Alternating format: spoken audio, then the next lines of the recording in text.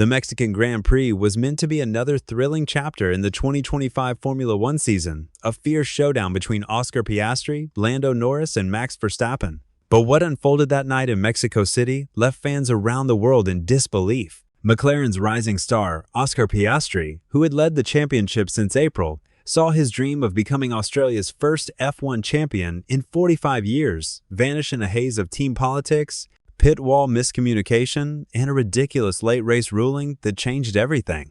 Piastri's frustration was written all over his face as he crossed the finish line in fifth, while his teammate Lando Norris cruised to victory by 35 seconds. The crowd's boos echoed across the stadium as Norris lifted the trophy. But the real drama wasn't on the podium. It was behind the scenes, where a series of decisions inside McLaren's own garage turned a fair fight into a nightmare.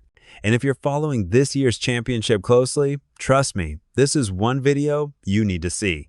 So before we dive deeper, make sure to hit subscribe and join us, because what we're about to uncover could change how you see the 2025 F1 season entirely. The 2025 Mexican Grand Prix wasn't just another race. It was a moment that shook the entire Formula One world. A race where Oscar Piastri, the calm, methodical Australian who had led the championship for nearly 200 days, suddenly looked powerless. And not because of bad luck, but because of something far more painful, being left vulnerable by the very team that was supposed to protect him. It began with qualifying, where Lando Norris delivered one of the most dominant performances of the year. Pole position, perfect execution, and the kind of confidence that made him look untouchable. From the very first lap on Sunday, Norris was in control, lights out, clean getaway, flawless pace.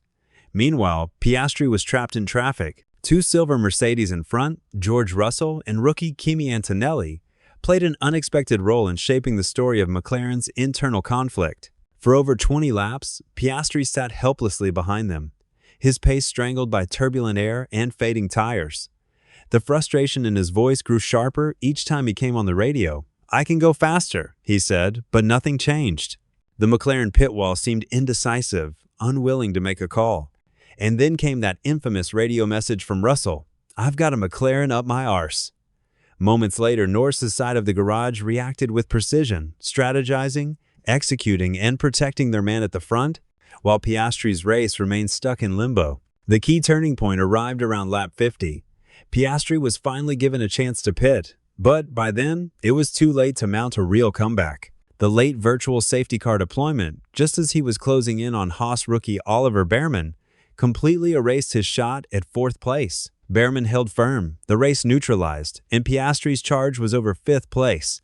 A result that looked respectable on paper, but in reality, it symbolized defeat. Meanwhile, Norris was celebrating one of his greatest wins, 35 seconds clear of the field, his seventh victory of the season, McLaren's first in Mexico since 1989.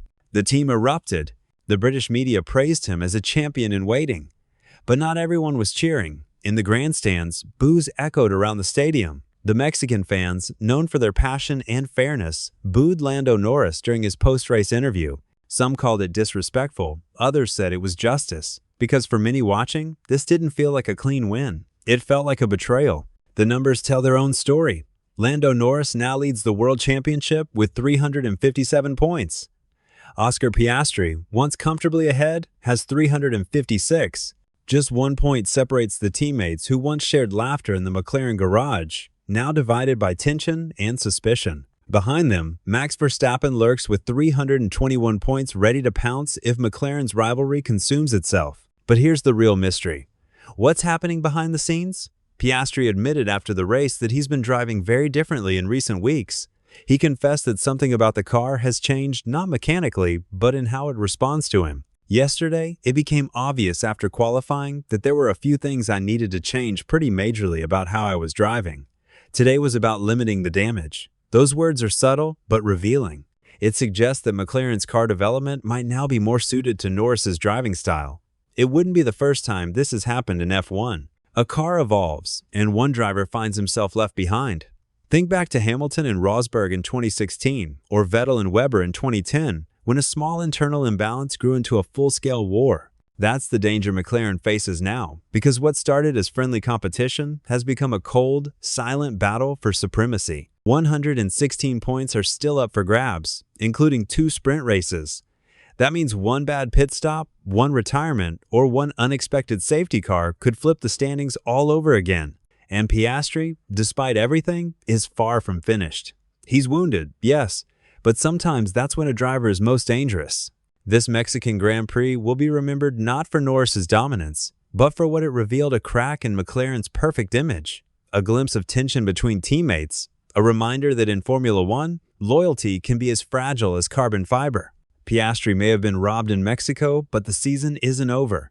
And if he finds a way to strike back, this moment might one day be seen not as his downfall, but as the spark that reignited his title fight.